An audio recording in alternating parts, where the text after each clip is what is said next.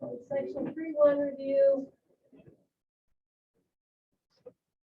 The definition of the derivative.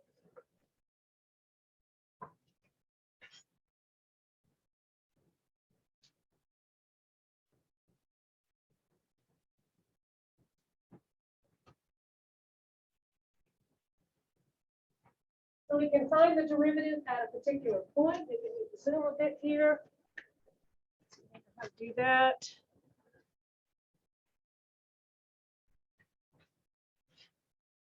Oh, on the Zoom thing, you can make it where it's not. Yeah, make it where it's not weird. Oh, gosh, yes. Where? You're gonna like go to the video arrow. Go to the video arrow. Yeah, like the arrow next to stuff. Where? Bottom, yeah, to your right. Where? No, stop Here. video. Yeah, that. Okay. Video settings. I would not have noticed that. And, yeah. Well, that one. Okay. Thank you. Now, how do I zoom on this baby? Guess we're not going to zoom. I guess we're just going to leave this.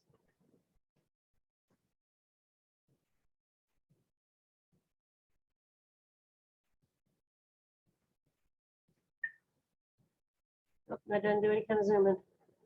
Tough luck. I'll just have to write big. Okay, so the definition of the derivative is that you can find it at a particular point by taking the limit as the increment in x goes to 0.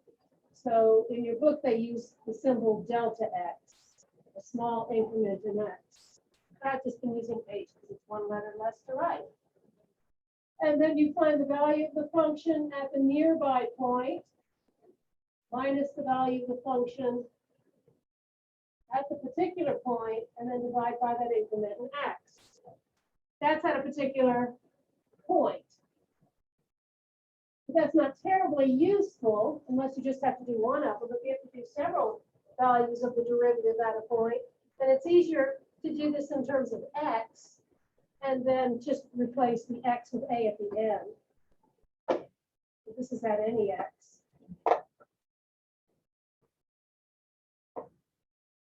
Write the same thing but with an x.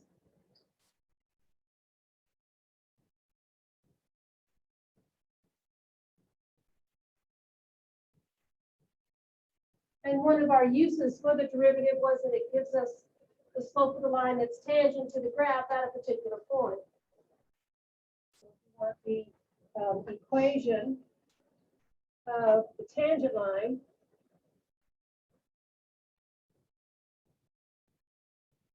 at the ordered pair A, f of A, and you just use the point slope formula, y minus y1 is equal to m, x minus x1, which is A.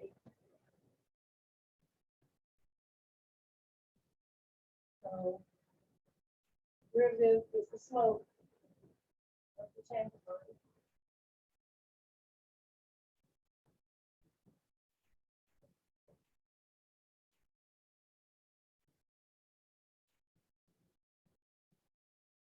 And so what I want to do today is just reiterate how to use this definition, but in section 3.2, we're going to generate a list of rules for finding the derivative so that we don't always have to go back to the definition.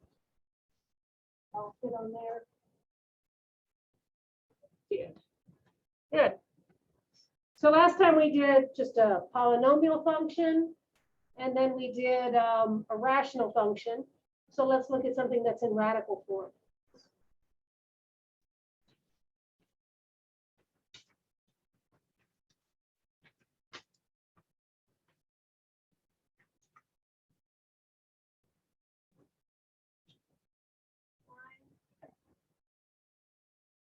F prime in terms of the general variable x for, I don't know, let's do an easy one first. It's the square root of x.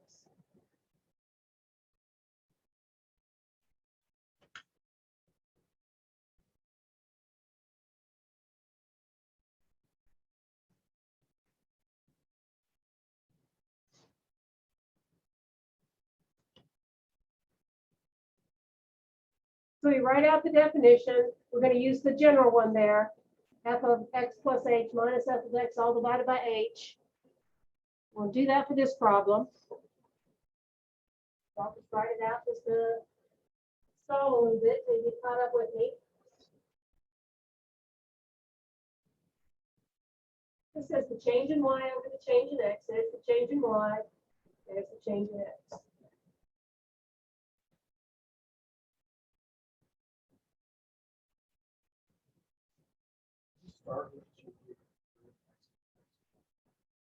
You can. And I'm not going to. The first slot asks us to evaluate the function when x is replaced by x plus h. So this particular entity in our example will just be the square root of x plus h. Then we subtract off the square root of x and then divide by h.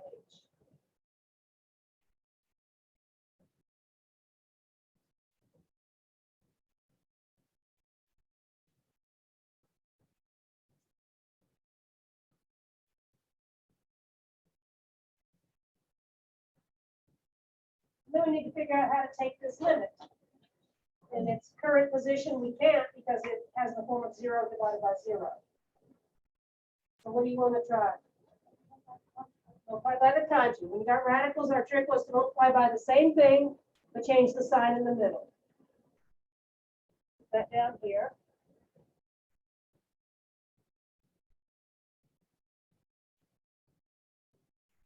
And we're doing this with the hope that our numerator will become radical free. Conjugate.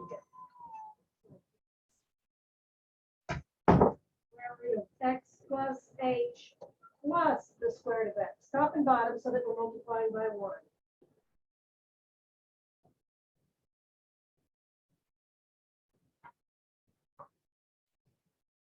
Doesn't show very well. I guess I better do it in black anyway. Not red. Red shows it better.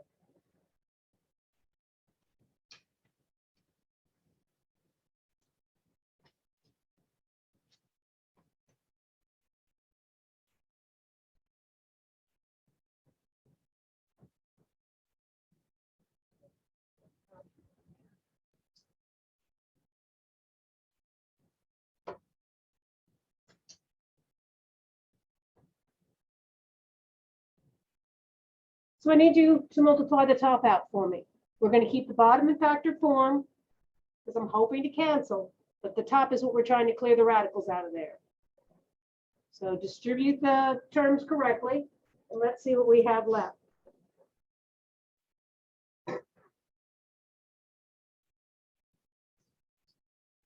Firstly, I multiply the square root of x plus h with the square root of x plus h. So all we get is x plus h.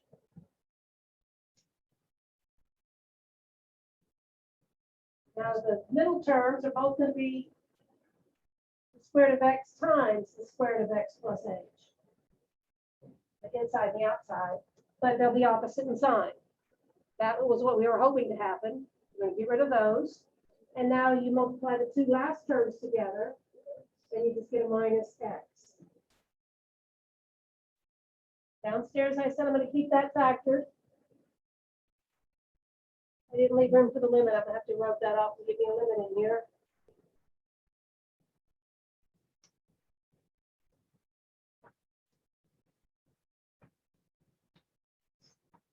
And so the x's will add each other out.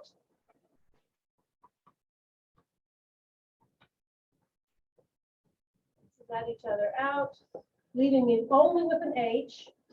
And then the next step, I see, since I left the denominator factored, I can go ahead and cancel that h. You with me to there? Knock it out, and that leaves a 1 on top. So now that I've got a 1 on top, I know I'm away from the 0 over 0 form. I can take the limit by sending h to 0. I end up with 1 divided by, this just becomes the square root of x when h goes to 0. Then I've got another plus the square root of x. So I get 1 over 2 of those square root of x's. Okay.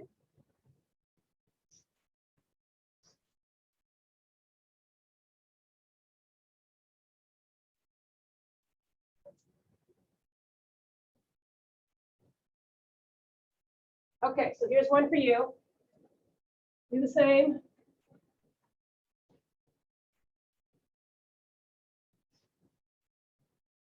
Let's go with f of x is equal to 3x plus 2 divided by x. I'm going to let you get her started.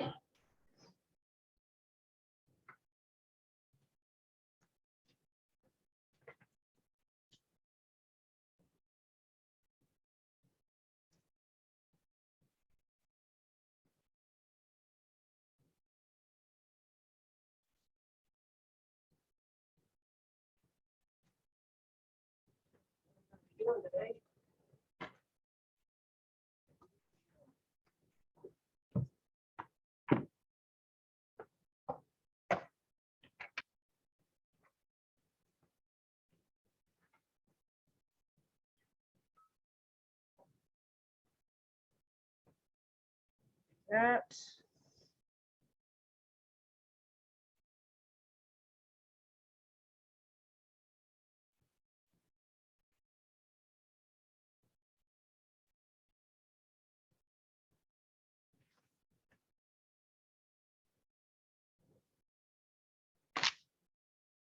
Slow right now, but, on the previous. Uh-huh. When each already is turned to one. Right? When did you do it at plus stage under the first round? I'm doing this.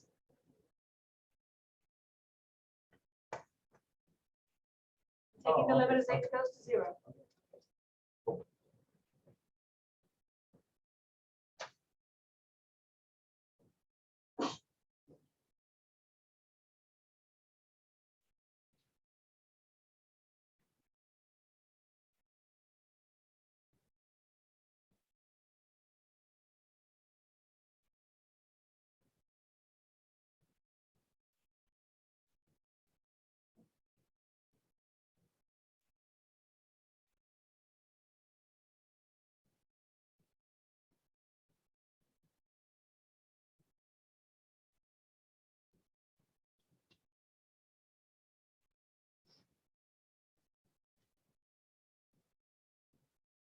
If you remember definition of the derivative, then her to write it out. She's going to take the limit.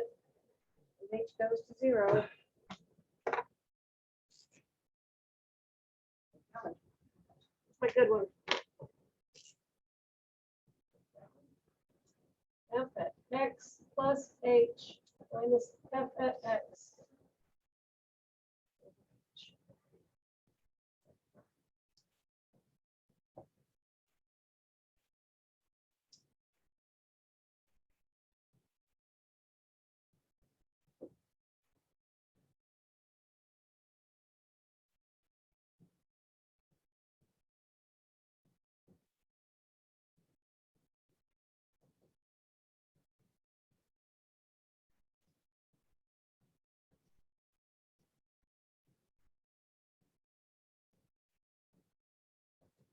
So in the first step, after you write down the limit as h goes to 0,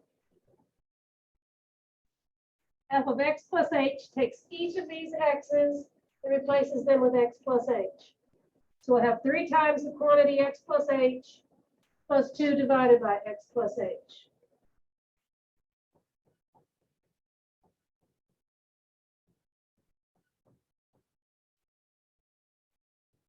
And then you subtract off the function as you see it. And since our function had 2 terms, we've got to put parentheses here.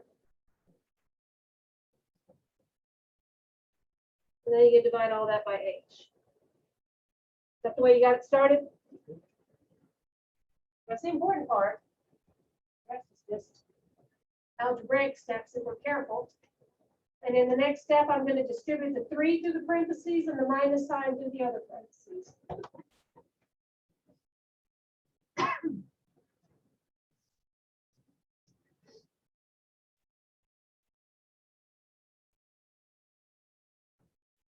Keep that limit going until the very last step. So I have 3x plus 3h plus 2 over x plus h Then I have minus 3x and minus 2 over x.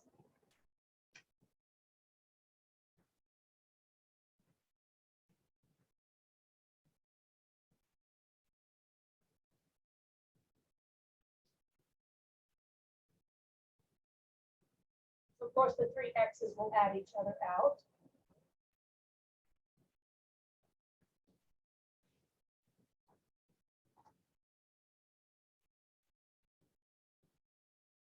I have 3h plus 2 over x plus h minus 2 over x over h. Maybe we'll take the limit at this stage. I got h at the bottom, and I got 0 on top as h goes to 0. So it looks like 0 over 0. I'm going to need your help right here. Common denominator. Okay, we can put these two together with a common denominator. So the common denominator is just the product of these two denominators. Leave that one alone. So let's multiply this one by x over x. And let's multiply this one by x plus h over x plus h.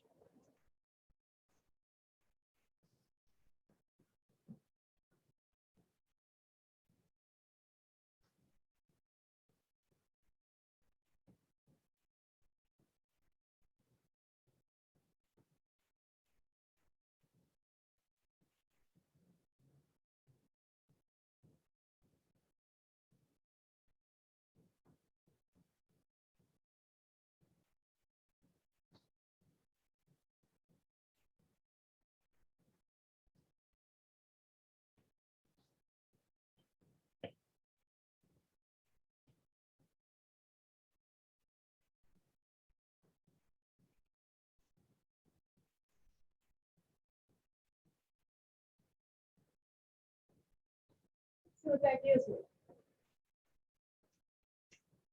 This guy out here all by himself. I'm going to write this now as a fraction with the same denominator. Denominator is x plus h times x. So on top here, I get 2x minus 2x minus 2h. 2x minus 2x minus 2h.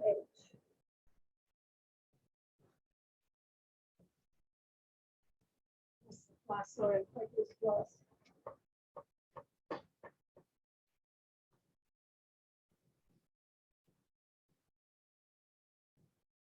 And so, I'm going to get rid of these guys.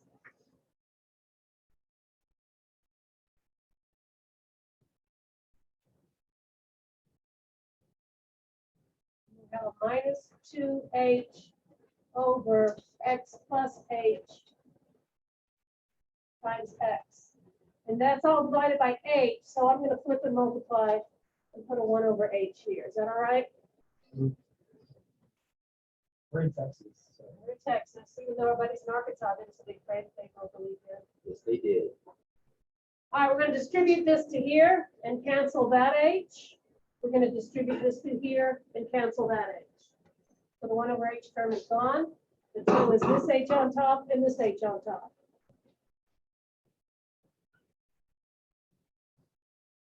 So the 1h is gone. I'm distributing 1 over h. So 3h times 1 over h leaves me 3. Minus 2h times 1 over h leaves me the minus 2.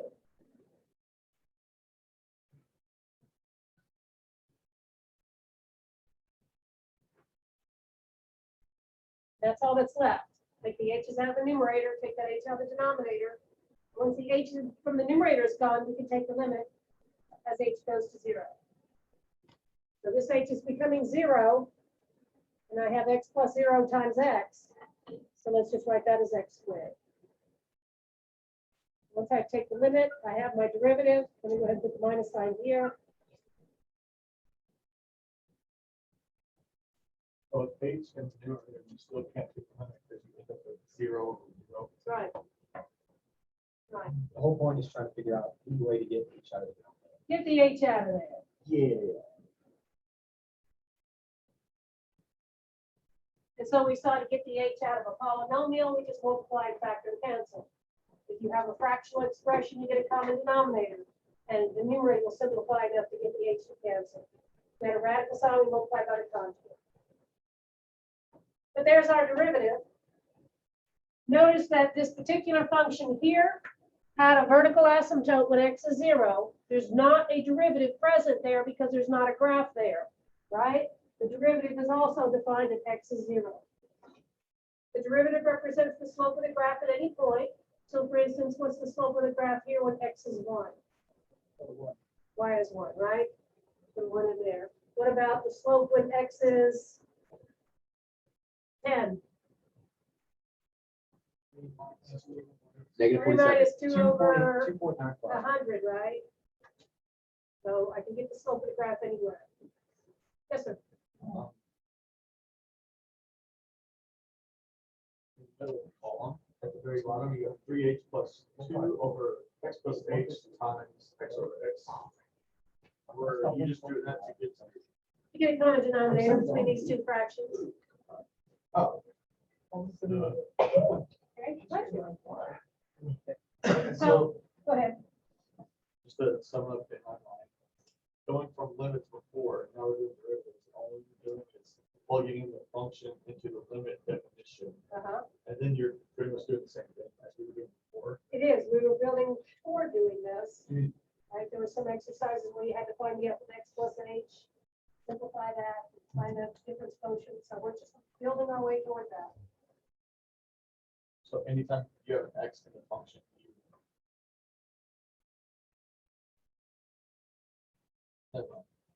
I can't say it, but But you feel it. Let's say that you feel it. it takes forever for me to say it. So let's see. I want to talk about the derivative as the slope of a tangent line. Right? So if I have a nice continuous function that's well behaved, it doesn't have jumps, breaks, or holes in it, or even any kind of jagged edges of any sort, just kind of like a polynomial, then the derivative should exist at every single point. A function that has a derivative at every single point is said to be differentiable on the interval in which the function is well defined.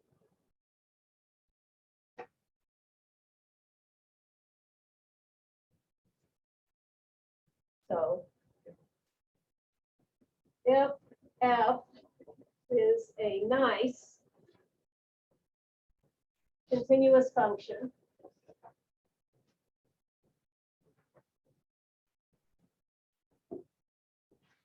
something like that,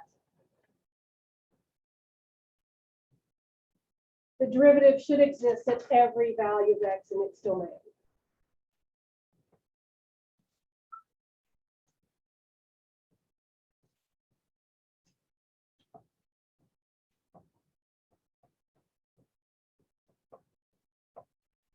In this particular example, it will exist for all values of x. Sometimes it will be a positive number, like here. Sometimes it will be a negative number, like here. Sometimes even the derivative will be 0.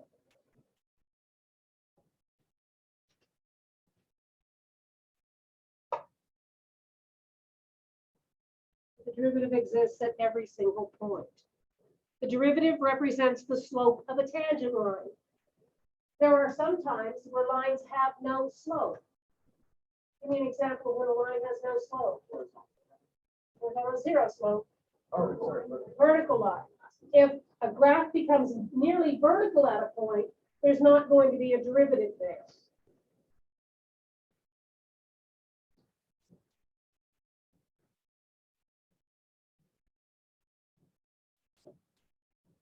So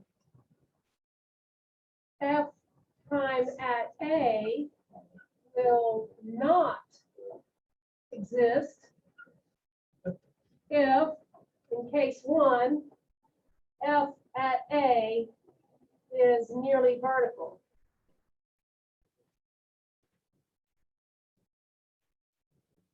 An example of a function does that is a cube root function.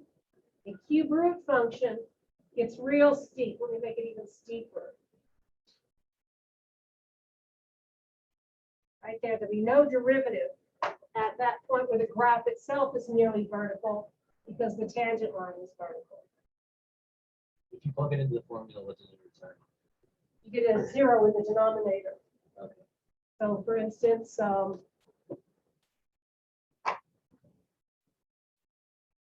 f of x is the cube root of x, has no derivative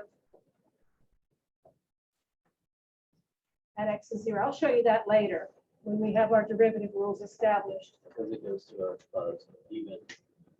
You're going to have a 0 in the denominator when you take that limit. If there's an endpoint to a graph, our definition of a derivative is a limit. So we need the limit to be the same value as from the left and the right. If there's an endpoint in a graph, like on a square root function, that endpoint occurs at x is 0. So we're not going to be able to have a limit from the left. So there's never going to be a derivative at an endpoint of a function.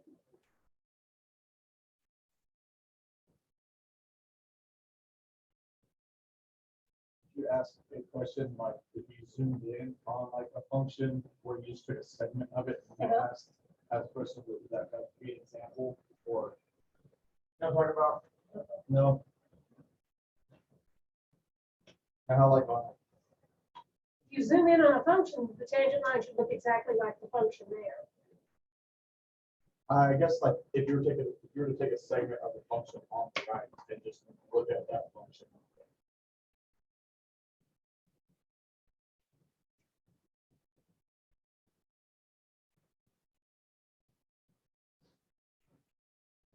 For example, f of x is equal to the square root of x is defined. I can take the square root of 0, square root of 0 is 0, but you'll see that f prime at 0 does not exist. It is a limit. So again, you need the limit from the left to equal the limit from the right. So if there's a sharp change in direction around a point, there's not going to be a derivative. Like in a V-shaped graph, like an absolute value graph. Wherever the V is, the limit here is going to be a negative number, the derivative. Here, the derivative will be a positive number. So at this point, there's no derivative, right? The limit from the left and the limit from the right don't equal. So if there's ever a sharp corner in the graph, there's no derivative.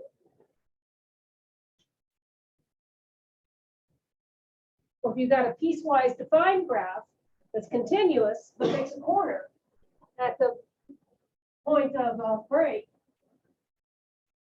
so f of a is a sharp corner, wherever that is. So in the absolute value graph, there's no derivative. Or if you have just any kind of graph here, and then it changes its shape. So f prime at a does not exist. Any sharp corner of the graph. And then, of course, you need the function to be defined at the point. So if there's a jump, break, or hole, or any discontinuity whatsoever, then there's not going to be a derivative at a point of discontinuity.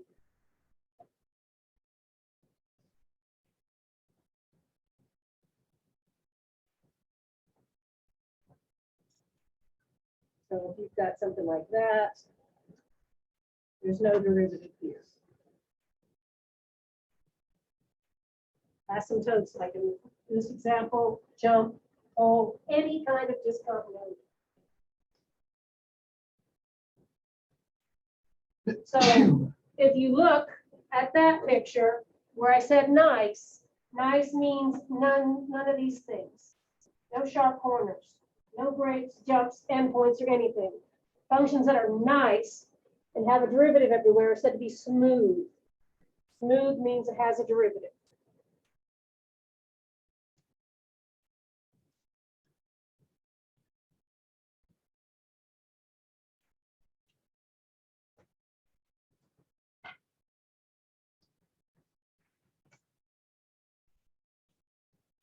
Now here's an example of a function that is continuous at every point, but it doesn't have a derivative at every point.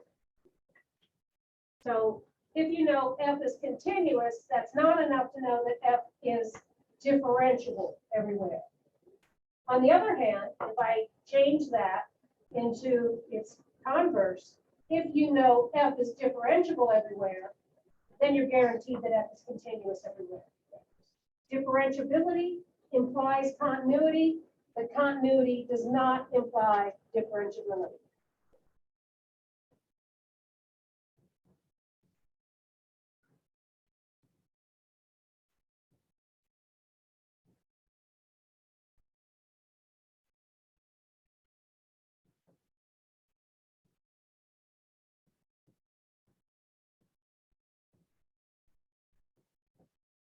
Says if f has a derivative at each x in an interval, then f is continuous for all x in that interval.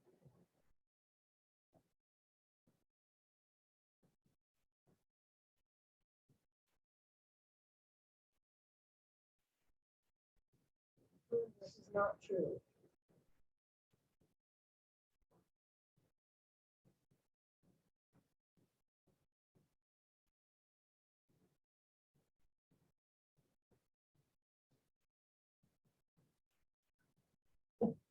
Here's our example. Here's a function that's continuous for all values of x, but it doesn't have a derivative at a sharp corner.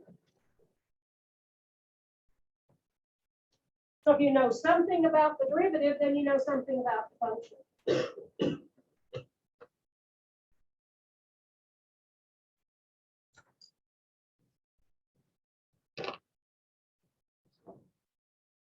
Rip some stuff off here.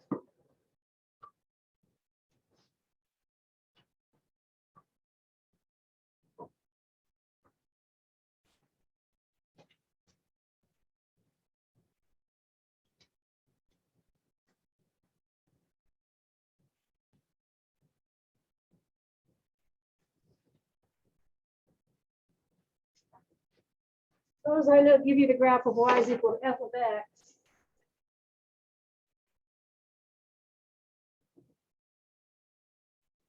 Let's just kind of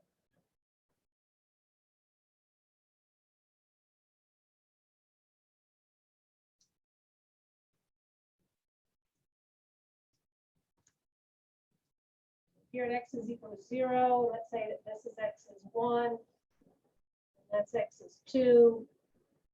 This is x is 1.5. Let's take these y values out of here.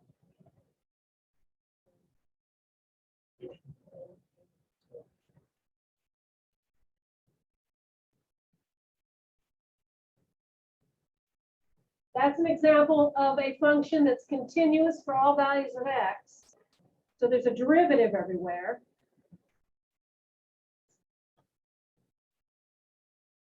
I'd like you to sketch a possible graph of the derivative.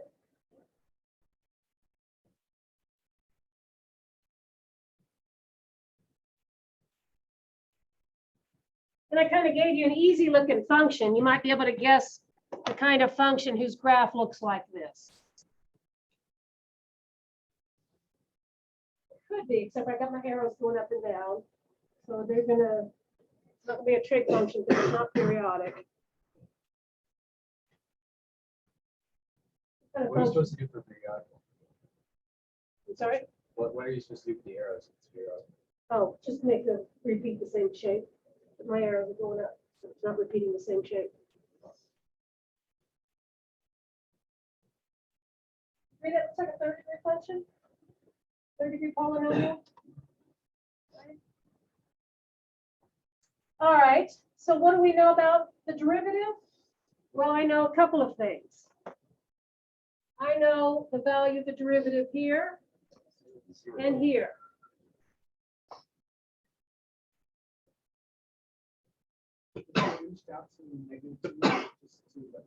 I think that's close to -2, make it close. The y values on here aren't going to help us at all in getting the graph here. So the y values don't matter. But this tells me that my derivative is going to have two zeros.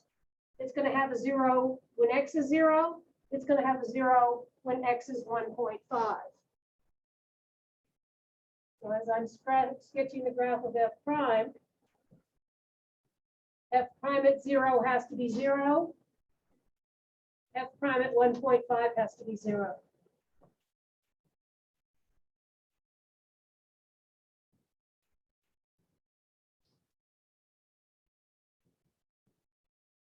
Now, what's the sign of the derivative over here? Positive. Positive. The derivative is a positive number for all numbers to the left of 0. The derivative is a positive number for all values to the left of 0. So it's not going to be down here. The graph is going to be up here. Derivative is a positive number. Okay? And it doesn't become 0 anywhere here. It's strictly positive. So maybe something like this. Those are a bunch of positive numbers. What about here? What kind of value will the derivative take on? Those are going to be negative numbers. The derivative is negative between this point and that point. So it's going to be negative in here. So somewhere in here, I got to draw a graph that connects that dot to that dot with always being down here. So one way to do that is just to do it, just to connect that with that. And then over here, the derivative becomes positive again. So from here on out, the graph has to be above the axis. And so I can just draw it like that. F prime is positive, negative, positive. That's really important for physics. Because it's, That's like all you do for like. Yeah, because oh yeah, derivatives. but we're going to go the other way. Back in the next chapter, we're going to know the sign of the derivative to help us graph the function.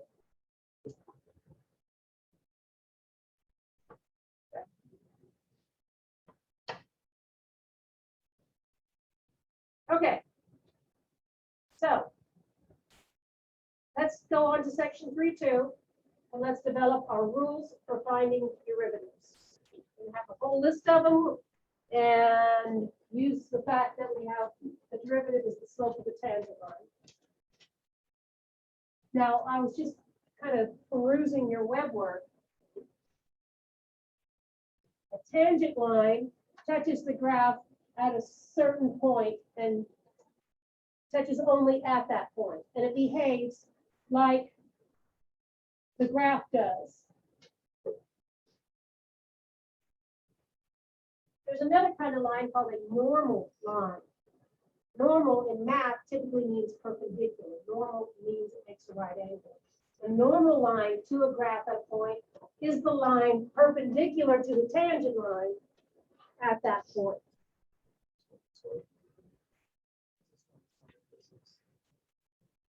So here's the normal line at that particular point. It makes a right angle.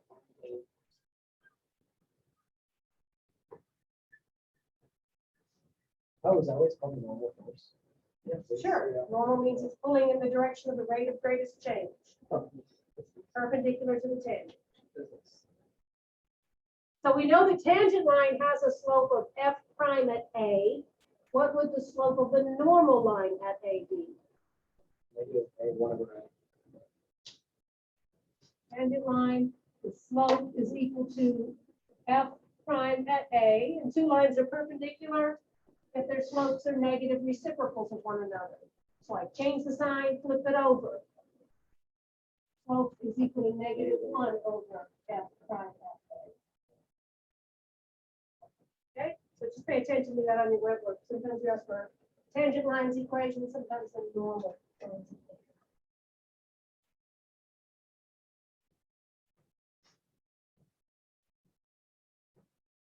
Okay, so in section 3.2, we're going to develop a list of rules for finding derivatives.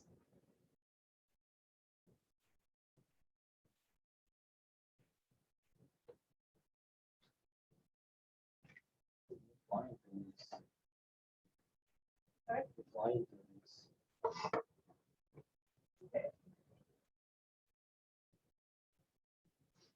But now a derivative represents the slope of the line tangent to the graph at any point. And suppose we have a function that is a constant. Y is equal to 5.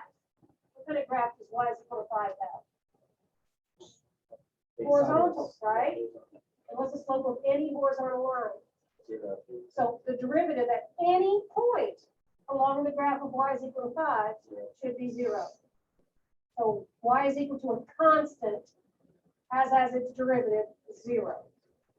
So that's our first rule.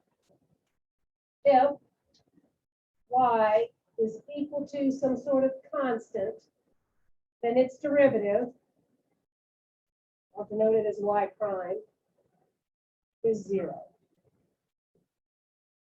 Another way of writing it is using our little Dirichlet notation, the derivative of y with respect to x. So I can say it like this. The derivative with respect to x of any constant is equal to 0. This notation here says take the derivative of the thing in the parentheses as a function of x. As an alternative to the y prime notation. Now take any first degree equation in x. Y is equal to mx plus b. On that first degree equation, y is equal to mx plus b. No matter which point I touch on that line, it has the same slope of m, right? So the derivative of y is equal to mx plus b should always give us m.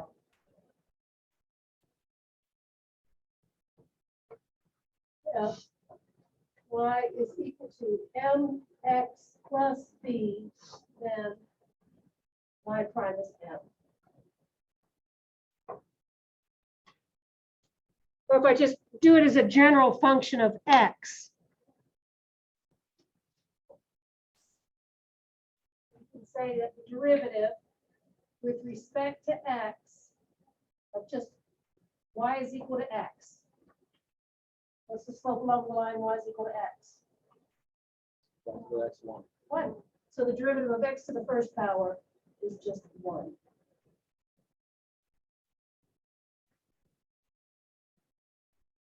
Next, we're going to use a pattern to give us the derivative with respect to x of x to any power. And the pattern that I'm going to generate, we already know the derivative with respect to x of x to the first power. We're going to get the derivative with respect to x of x squared. We're going to get the derivative with respect to x of x cubed. And then if we have to, we'll do the derivative with respect to x of x to the fourth. But I'm going to do these two right now. I'm even going to do the x to the fourth just because it's fun. We're going to do these three with the definition. And then we'll put the pattern down here and we'll look at the pattern and generalize it to that one.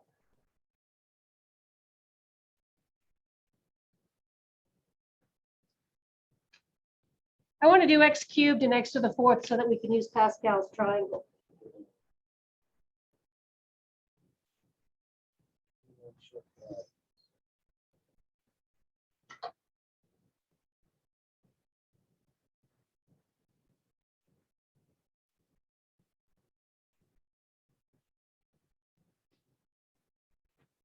So we'll find one of these bad boys at work. Surely one of them works.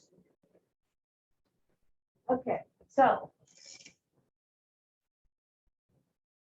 for f of x is x squared, let's write out the definition of the derivative. The limit as h goes to 0 of f of x plus h minus f of x over h.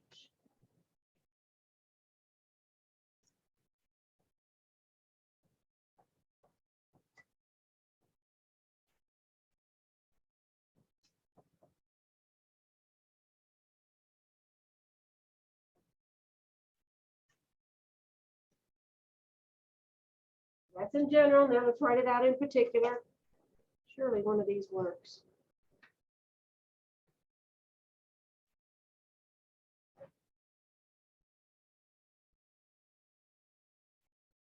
f of x plus h in this example is just going to be x plus h all squared minus f of x, so minus x squared, all divided by h.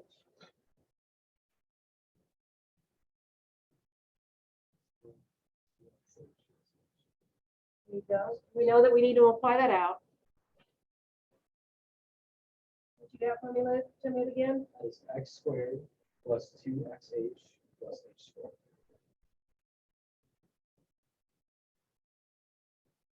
The x squareds add each other out. Everything else is going to have an h in it.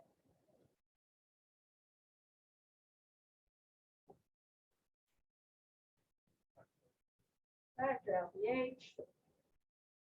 Cancel it.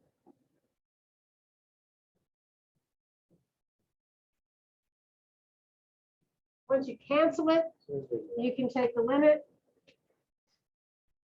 So what's left is just 2x plus h. H is going to 0. And so we get 2x as the derivative of x squared.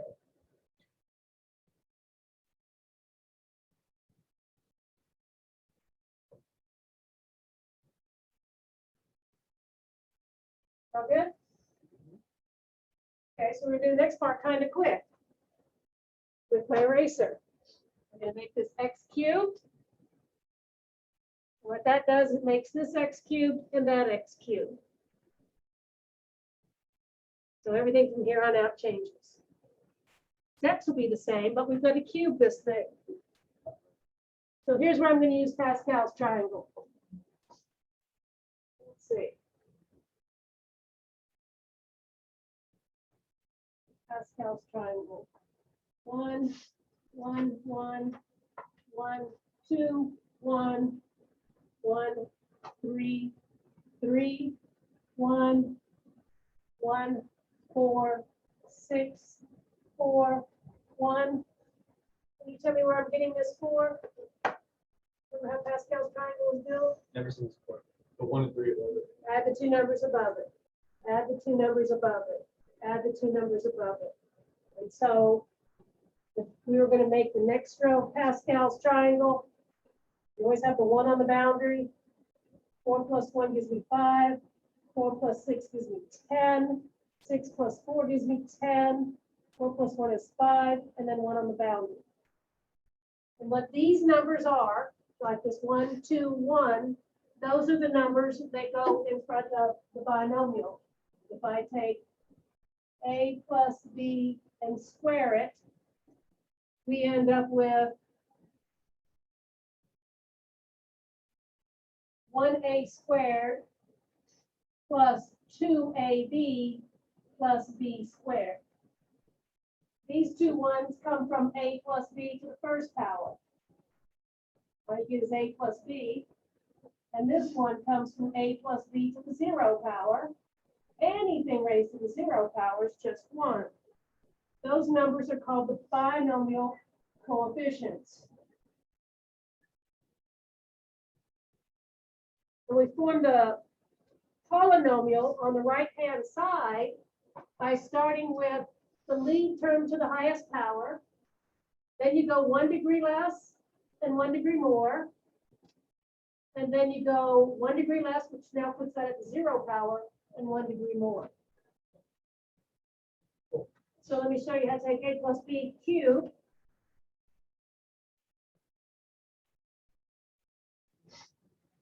I should start with an a cubed. I'll put the numbers there and there later. And then an a squared b, leave a gap for the coefficient. Now 1 degree less, so I have a to the first, this goes up by 1. A to the first, b squared. Now I'm at a to the 0, b cubed.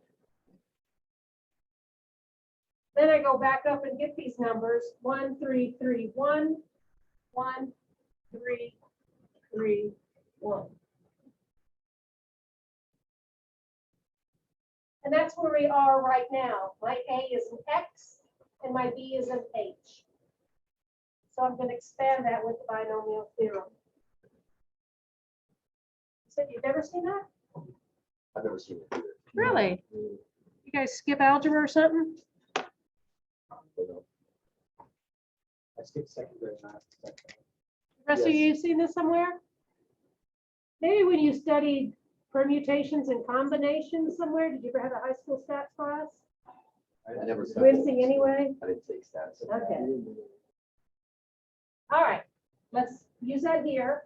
We should have an x cubed, an x squared h, an xh squared, and then finally an h cubed with the 1, 3, 3, 1.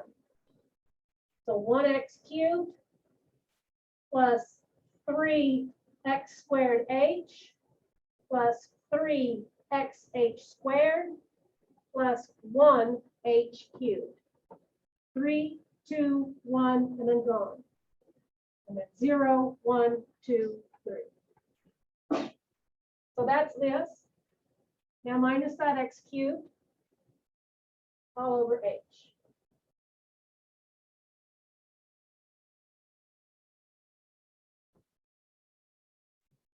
And if we're doing things correctly, we should always, always end up with a function of h on top. The x cubes are gone, everything else has an h in it.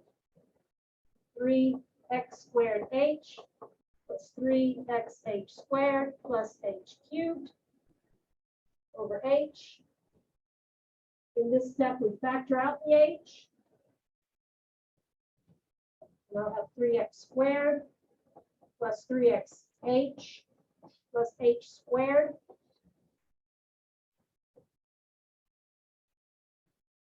That allows us to cancel the h. Once the h is canceled, we can now take the limit as h goes to 0. So this term is going to go to 0, which makes that whole middle term multiply to 0.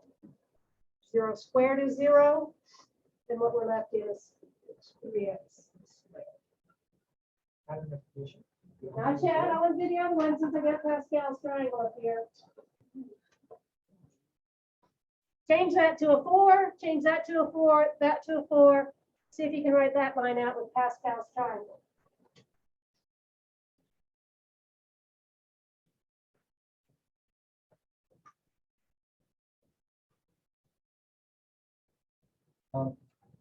Yes, Don't erase.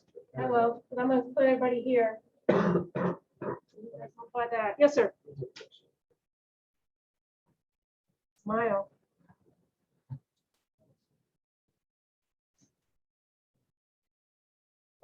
Does look like I need to write bigger.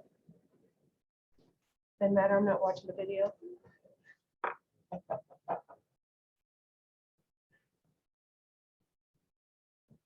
Okay, so we're back to here. You guys are multiplying this out. That's done, that's done. And now we're on this line. You have an x to the 4th, x cubed h, x squared h squared, xh cubed, h to the 4th.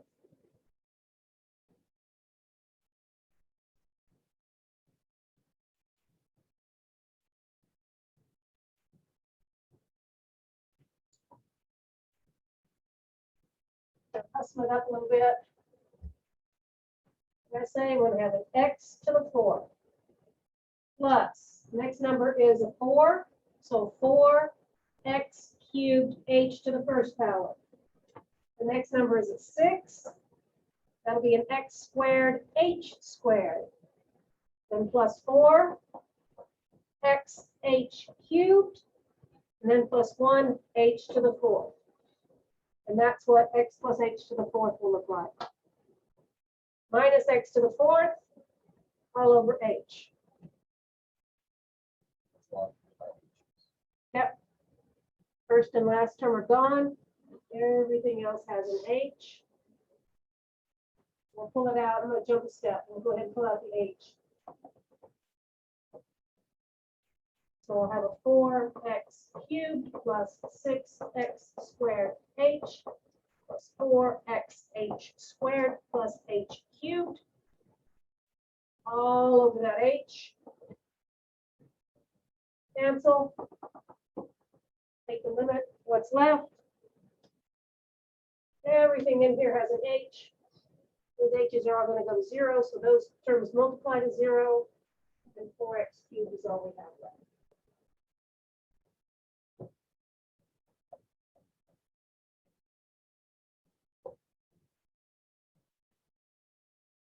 So if I exploit this pattern,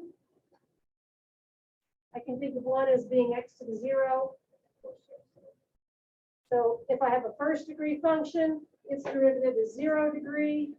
Second degree has a first degree. Third degree is second degree. Fourth degree is third degree. There's no reason for that to stop, right?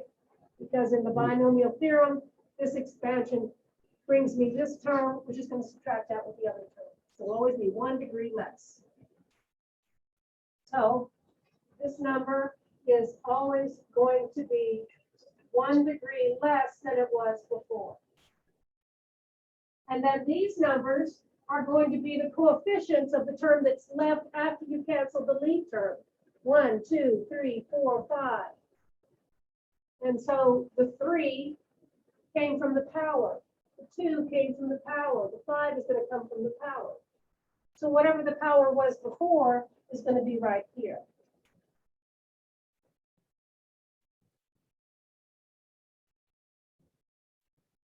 We did this with integer examples, but go back and look at our example in the last section where we took the derivative of this using the definition. What did we get as the derivative? For example, we did that as the first example. One over. We got 1 over 2 squared of x. Now let me write it with powers. This was x to the 1/2. I'm going to write this as 1 over 2 x. What's the power of a square of x that's in the denominator? A negative 1/2. Well, does this follow our power rule? Well, yeah, the number in front is the old power, and the new power is 1 smaller. So this holds for any exponent. Doesn't have to be a whole number. We saw it here work with a fraction. So for any power, for instance, let's do this one using the definition of the derivative.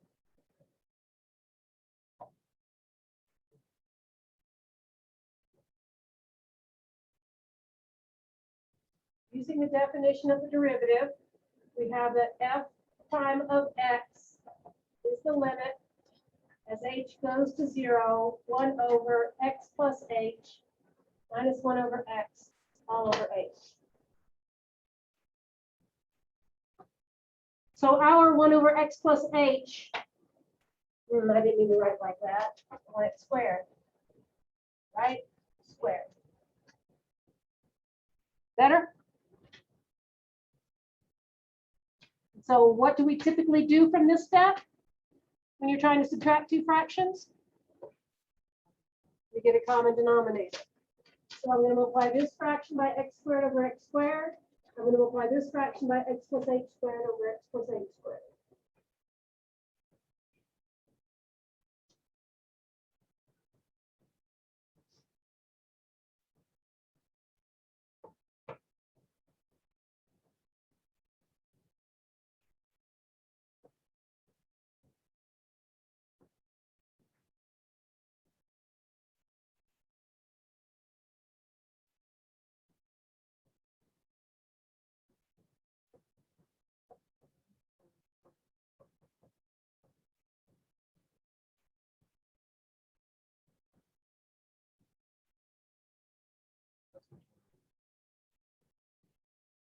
Now they have a common denominator. I'm going to write these as a single fraction. Dividing by h is going to be the same as multiplying by 1 over h. So I'm going to do that in the next step as well.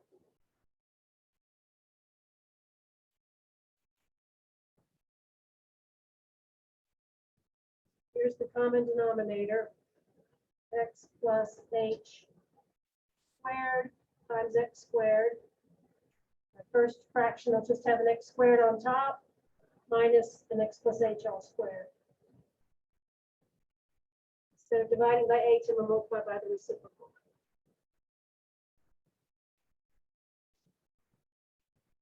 What do you think happens next? You have to do on the square and then the x just cancel out, and there's just h. Got to do this stuff.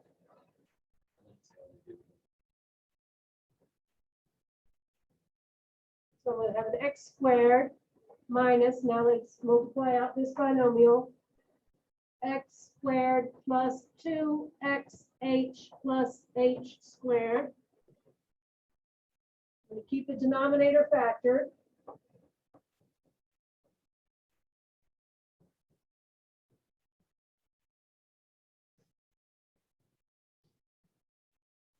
Then I'm going to remove these parentheses and distribute the minus sign just with my eraser.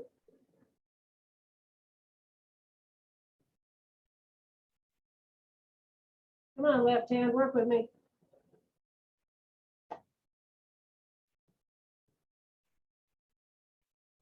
And the x squareds are gone.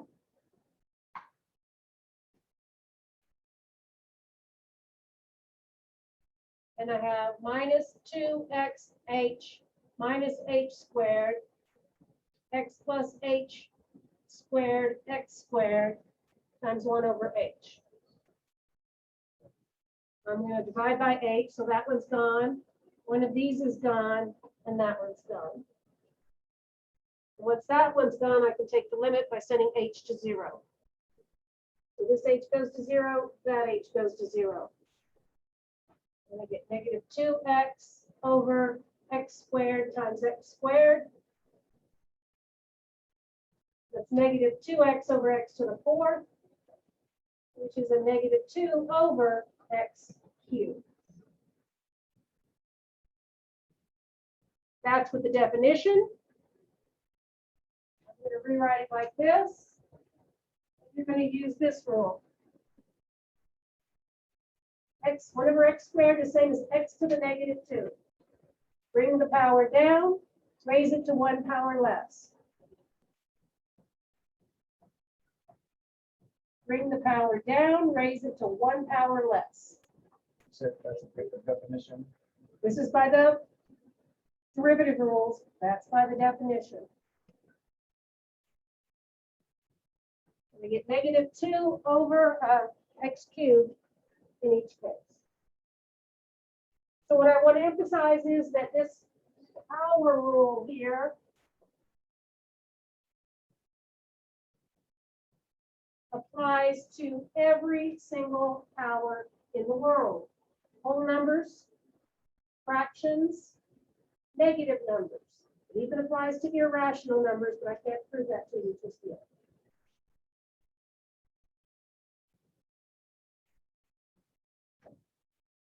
Gosh, it makes you sound so sage. It even applies to irrational numbers. X to the e would be e, x to the e minus 1, right? X to the pi, x to the pi minus 1. A derivative is a limit. So I know with limits, I can do sums, limit of a sum by taking the limit of each term in the sum. So if I want to take the derivative, say of a 1 over x squared with a x to something else, I can use my power rule here, use my power rule there, and then add them together. The derivative of a sum is the sum of the derivatives.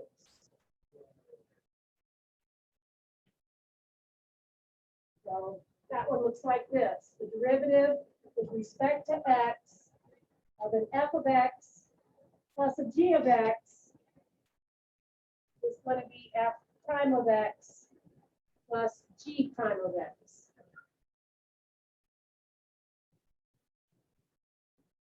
When we took limits, we can take limits by moving in and out of parentheses and holding constants. Same thing here. If I want to take the derivative with respect to x of some number times a function, and I know the derivative of the function, I find it, slap the number on in the end.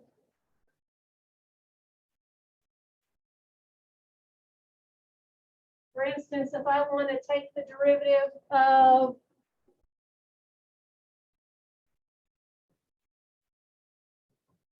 f of x, oh, let's see what we started with. I can't remember. It was 2 over x plus 3x times plus 2 over x, something like that. 3x plus 2 over x. Plus 2 over x. We did that last time with the definition.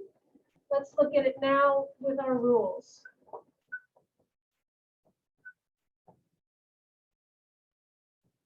So that's how I'm going to rewrite it so it looks like a number times x to a power. A number times x to a power. And now according to our rule,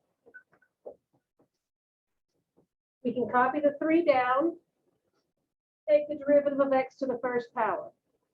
What did we say the derivative of x to the first power was?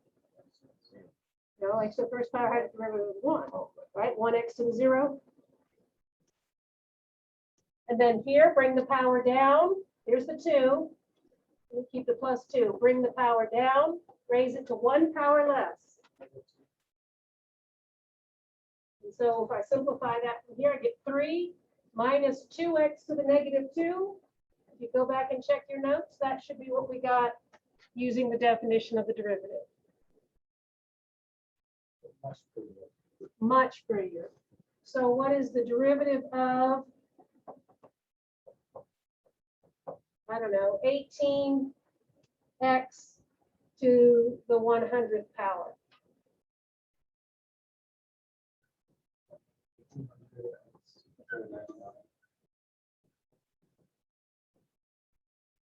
That's right.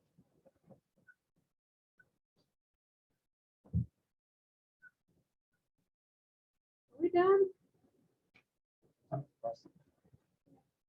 2 minutes? Okay, I'm going to prove these to you next time. We're going to have a product rule.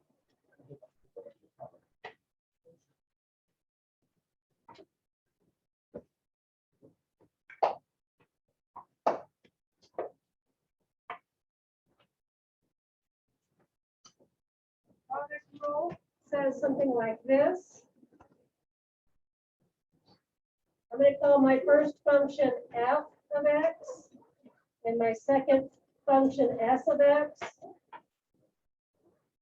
I'm going to write the product rule as f of x times s prime of x plus s of x times f prime of x. Right now, just write it down. Next time I'll prove it to you. Then our quotient rule.